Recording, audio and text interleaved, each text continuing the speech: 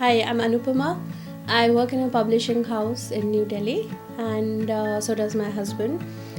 We have a 5-year-old daughter. We heard about Western Motorsports from a common friend, and who have been participating in Tour-de-Thar or TdT for many years, and they recommended this for us.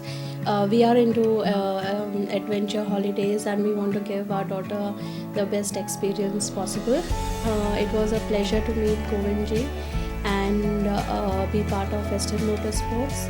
So we have extended this association this year by joining the TdT group, and it has been absolutely great, wonderful, and more than what we expected, especially with a 5-year-old daughter traveling, and she has enjoyed the entire day today, all like starting from the morning tea ritual to several tea breaks in between, and then finally visiting some heritage sites. Today was the day of the living gods, so we managed to see a couple of temples which are known for their uniqueness, and I think we are looking forward to the rest of this trip.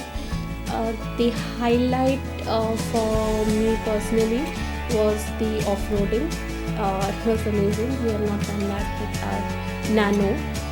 So that was a great experience. We led the way and did the soul with dust flying, and I think that was really great. So thank you.